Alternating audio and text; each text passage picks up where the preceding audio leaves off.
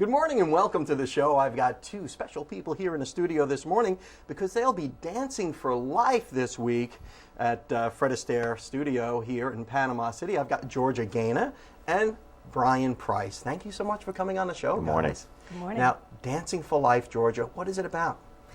It is to raise money for the American Cancer Society, and we benefit by having a great show, people coming out, and it's also getting the community involved in dancing, and this is just such a great bunch to work with.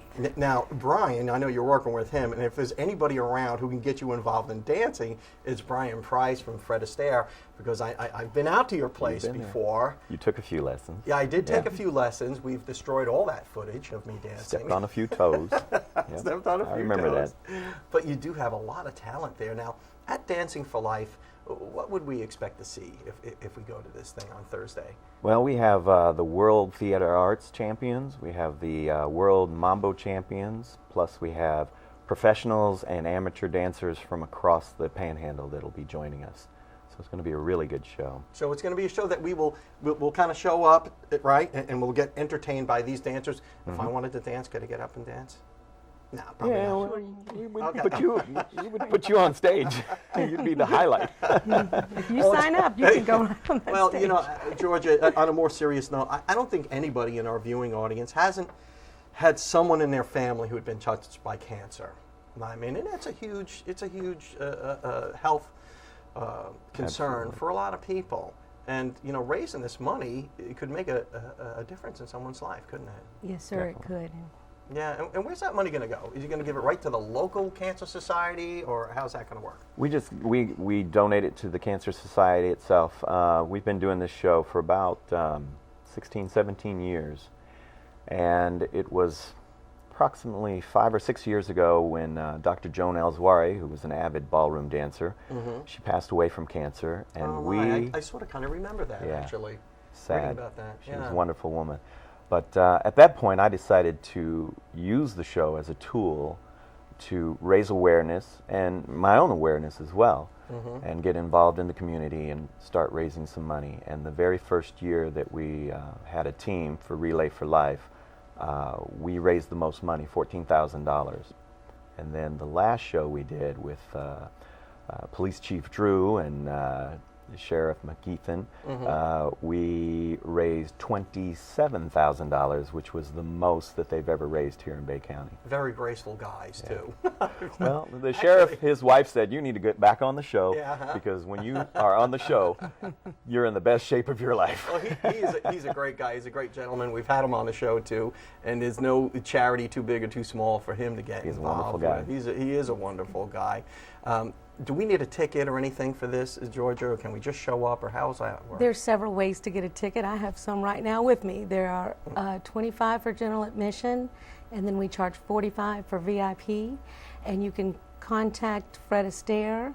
What you want to do is each ticket sold will count as a vote. So I need everyone to buy their tickets and always mention the dancer that you're going to vote for, if you want to plan to do it that way, if you're there to support someone. Oh, so how do we know who's dancing? Well, Georgia and I are not, we're actually competitors. I'm dancing with Miss Marta Rose Thorpe. I know Marta Rose, Okay. yeah. And then we also have Holly O'Connor. Yes, know her as well. Okay. A few people do. Oh, good. So when you dial in the studio, or if you go to fredastaire.com, you can vote there, sponsor there, or buy tickets there. And by the way, for juniors, 18 and under, it's $15. And then just mention who would you like the proceeds to go for. Is it for Georgia or Marta? Or is it for Holly? We're not worried about Holly. Oh, come on now. She's got her own following. She does. She got plenty of fans. And she's a great dancer, too. She is I a would very imagine good so. dancer. Yeah. Well, we got to run off to the local weather, but on the other side of that, I want to talk more about this benefit, and I want to talk more about the impact cancer has on society nowadays, and the good work that you guys are doing to try and stop that, or at least slow it down. We'll be right back after your Waking Up with Don weather. Welcome back to the show. I'm here with Brian Price and Georgia Gaynor, and we're talking about Dancing for Life. That's going to benefit Relay for Life, which is going to benefit the American Cancer Society. Right. Georgia, how did you get involved with Dancing for Life? I was approached by Brian. Actually, one of the original dancers was unable to make it because of... So you were kind of a last-minute substitute, sort of. I am last minute. You're a little nervous about that? I'm kind of the underdog with Holly's experience, and Marta is very well known. She's worked hard. She's limber, and it's still been the greatest thing ever. And me and Aaron are going to win. So. There you go. There's nothing like, I'm sorry.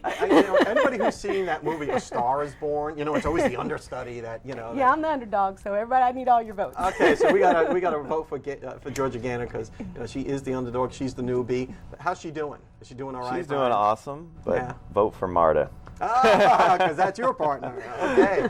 A little healthy competition is good for the cause, I suppose. Yeah. Now, exactly where and when is this going to happen? It's February the 19th, which is next Thursday. This Thursday? This Thursday. And it's at the Helen Blackburn Arnold Auditorium at 6 p.m. At Arnold High School? Yes. Arnold High School. Okay. All right, well, good. And we can buy tickets there, or we have to get them in advance? You can get tickets at the door as well. Okay, so we can get tickets at the door as well, and then we can root for our favorite folks there. Correct. Now, what kind of turnout are you expecting? You're going to fill out? Hopefully we'll get a full house. We want a full pack. house. Yeah, of course. Because you know why? Because you're on this show. Exactly. So you're guaranteed to have a packed house. Guaranteed. And then afterwards, for the VIP ticket holders, we'll have a cast party afterwards. So the VIP ticket holders can go to the cast party afterwards, and I guess there'll be some refreshments, etc. Right, Yes. and front row seating, and so. Oh, very nice, and that's really worth it. Now, on a more serious note, I've had cancer in my family, and my wife's family as well, and it's just a terrible, terrible thing. And I've lost some very dear friends at relatively young ages due to cancer. So, although we're going to have fun with this, and you guys are going to have a blast, and going to be well entertained, let's not forget what it's all about. It's about saving lives, isn't it, Brian? It's about helping out, saving lives, and I think bringing more awareness to the community. Yeah, and everybody knows about cancer, but not everybody knows how to help, do they, Georgia? No, sir. It's always good to get involved, and luckily Bay County has plenty of resources to get involved, and that's why I'm so excited to do this. This is a great thing, and it's touched my family, and I've missed loved ones due to, and I have some struggling through cancer now. My mom, bless her heart. Well, God bless her, and God bless you, and thank you for everything that you guys are doing to help rid us of this scourge of cancer. And we'll be out there. We'll be rooting for you guys. Thank you. All of you guys, because everybody's a winner. Thank you, thank you. And Marta, she's very competitive, so I know she is. vote for Marta, or I'll never hear the end of it. Hey, Marta. We Vote love for you, babe. Georgia. Thanks so much for coming on the show. And we'll be right back after these messages. Welcome back to the show. I'm here with my friend Joe Fucci, who is the coolest guy. He's cooler than the flip side of the pillow. He is a drummer in the Jazz Masters. Joe Fucci, thanks so much for coming on the show, my friend. Thank you for inviting me, Don. It's so good to see you. You guys have an event coming up. Yes, we do. February 22nd from 4 to 8 at the Runaway Island and Grill on Front Beach Road. We've put together myself and 4 of the best jazz musicians you can probably find around the area. And we're going to do a dance, and there's going to be dinner specials and drink specials. And it's pretty much a farewell to all our winter residents to say goodbye and appreciation for them coming down and spending time with us. And sort of send them off in good spirits. And what's cooler than a snowbird, right? They're getting out of the cold to be cool down here. And there's something about jazz, man. I've heard you play, and I've heard you guys, some of these guys play before. And it's real adult, cool music that I enjoy immensely. It's very different. We're going to do some 40s old style jazz. We're going to do some 50s, a little bit of R&B mixed in between to break it up. We've invited some of the dance studios around here to come by. We're not just saying it's for AARP or above. It's for anybody. Anybody jazz enjoys for all jazz. ages, yeah. However, a mature crowd likes it. If you have mature musical tastes, Yeah, jazz is the way to go. We were asked about, it's going to be on the second floor in the restaurant, and there is an elevator, so if anybody needs to, go up, can't make the steps, sure, or handicapped or whatever you want to call it with the wheelchair. So it's no basically a farewell to the snowbirds. Right. And the date again is when? February 22nd. It's going to be from 4 to 8. And we're hoping that it's going to be a nice day. And where is it again? At Runaway Island and Grill on Front Beach Road. Okay. We're hoping, and I think you understand this, when the sun goes down, maybe we can get that green flash. Yeah, I've heard about that. When the sunset hits just the right point, Right. you can see the green. I've never seen it. I've heard about it. Yeah, you have to be real quick. That's like a bucket list item for me too. Yeah, we're hoping we'll be able to get the green flash that day. Oh, that'd be so. And what's cooler than that? You know, the much. green. Now, do I need tickets or anything, or do No, I just you need can to show up? just show up, and we'll have somebody at the door. It's a $5 donation per person to come in because we have to pay the musicians something, and it's just going to be a fun time. So- I always try to make our events sort of like a wedding without a bride and groom. Just go have fun. Just have fun. Yeah, It why doesn't not? matter who you're with. If you're at a table with strangers you don't know, it doesn't matter. Just have fun. That's right. That's a wedding without a bride and groom. There's no better way to describe a really cool party than that. That's what we're shooting for. Joe Fucci from the Jazz Masters, thanks so much for coming on the show. Thank you, Don. And make sure to get out there and be cool with Joe and the Jazz Masters. Hope to see you there. I will be right back.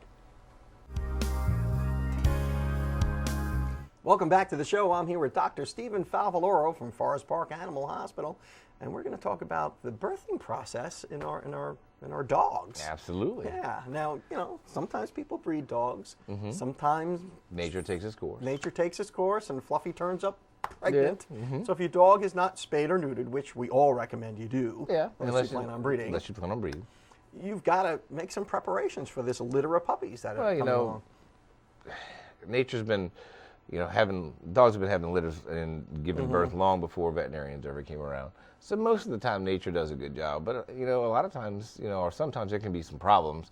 And if those problems aren't addressed, then, that could result in the death of the female and the puppies. Oh, geez. So say your dog is pregnant, or you're breeding your dog.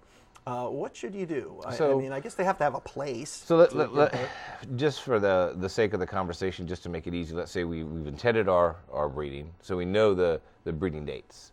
And so generally from that point on, depending on when implantation is, which is very variable, even if you do all of the progesterone tests and the vaginal cytologies and all these things, it's hard to predict to the day when they're going to have. How long is the gestation period? Well, for a dog? generally most people accept it as 62 days, but it can really run between 58 and even 72 days, depending on when you bred and when implantation was. And that's across all breeds. Correct, absolutely. So, but once you get the successful breeding, generally a veterinarian can palpate, the uterus between the third and fourth week, like 21, 28 days, you can feel like these little vesicles will feel like big beads in the uterus. After that, they kind of coalesce into one, so you really can't feel anything. Usually by day 30, 35, you can do this. It's called a relaxin test. Relaxin is a hormone produced by the placenta and only the placenta. So if you have relaxin in the body, you're pregnant. Usually, is that a blood test? It is a blood test. Usually about day 45, 50, you're starting to get some fetal ossification. So a lot of times we recommend, hey, come in and take an x-ray, so we can count the skulls and the spines and kind of give you an idea of how many are in there. And depending on how big the dog is and how many are in there, most of the time you're pretty accurate. But there's sometimes that it's just too difficult to tell. It's like you got somewhere between 7 and 8. But that way, when they're going through the birthing process, you kind of like, okay, are we done? Is there a typical number for Generally dogs? not. The bigger the breed, and the older they are, up to a certain point, the more they're going to have. Absolutely. So, Chihuahua's not going to throw out 14. Right. But a lab could throw out 2 or 3, but they usually throw out more. I've heard of them throwing out 18. Wow. Yeah, no, that's a lot. Wow. And so what you can do though, when it gets to that point where the dogs, you think they're going to go into labor, you got your 62-day in mind, you can start taking their body temperature. That's a real easy thing you can do, get a digital thermometer, and the normal body temperature is usually 100 to 102.5, in a dog. So about 12 hours before they go into labor, most dogs, not all, most of their body temperature will drop almost a full degree. So you drop under 100, 99, 90, something like that, then, within 12 hours, you're looking for Say you're a layman, and Fluffy's out in the shed or in the garage or Absolutely. something. You've thrown some blankets down maybe and made a little nest for her or whatever, a place to do that. So, and that's what within a 2 or 3 week period before the birthing process, you want to kind of have their whelping area. You want to start keeping them away from other dogs if they'll accept that. When you start to see restlessness, panting, pacing, maybe even vomiting, that's the uterine contractions you're seeing, and eventually you're gonna maybe start to see the birthing process. And so what you'll see is, like, when they do start to have the birthing process, you'll see some pretty hard contractions. That could last up to 35, 45 minutes, and then it really varies. I mean, I've seen them whelp 2-3 pups right away, and then take a 4 or 5 hour break, and then 1 or 2 more within a 20-minute period, and then take a break. And so if you're ever going past 4 hours from puppy to puppy, and there's more in there, that's a time to at least get the veterinarian on the phone and say, hey, is this okay? What am I looking for? And then they got the sacks that around on the amniotic sacs. If the mom didn't take that off, you're going to want to go ahead and take that off for them, because they'll drown in there. You can actually assist. Absolutely. Now the dog will be very defensive, won't it? During the birthing process, not quite so much. After, certainly the maternal instincts kick in. But I mean, it depends on the personality of the dog. But you got a dog that's naturally aggressive, and you go in there to try to, you still want to be, very cautious, because at that point, hormonal influence changes. You can't predict what they're going to do. So after the dog it gives its litter, and the puppies are okay and everybody's fine, just step back. Is there anything else? Well, you want to make sure that they're nursing fine. Sometimes they'll have one that they sense there's something wrong. They'll kind of push to the side, and they'll get cold and die quickly. You want to, if you can, even get a scale. You can start weighing the puppies to make sure they're never losing any weight. You always want to gain a little bit of weight. But as long as, and then you check the mom, make sure there's no, bad discharge, make sure she's eating well, make sure she's producing milk, because, you get metritis, you can get mastitis, you can get, things like that. There's a whole host of things, I guess, that can go wrong. Absolutely. But like you said, nature will take its course. And I guess the best advice is to consult your veterinarian. Absolutely. Don't go it alone. Don't think you know it. And with the advent of social media and YouTube, there are actually good videos that you can go and look at the birthing process on YouTube, and just to see it, to be familiar with it, so that way when you see something happen, and you know whether it's normal or not. Yeah, and we're going to play part of that video Very good. on this show. Dr. Stephen Favaloro, thank you so much for getting us smart on birthing of dogs, or whelping, I guess you called it, same thing. Of puppies and dogs. My pleasure. Good to see you. Thank you. We'll be right back. Welcome back to the show. I'm here with Joseph Milliron and Millie from Bay County Animal Services. Welcome back to the show, Joseph. Yeah, thanks for having me. And thanks for bringing Millie on out. She's just a sweet dog. Yeah, she's very sweet. It's actually Marcy. Marcy? Yeah. Millie was last week? Sam was last week. Sam was I get them all mixed up. I'm Milliron. You're Milliron. Yeah, maybe that's where it came from. I don't know. Marcy, I'm sorry. Actually, Marcy really doesn't care. Well, it's a cute name, and it's an adorable dog, and just a great coat on her. And if you look really closely, she's sort of got tiger stripes.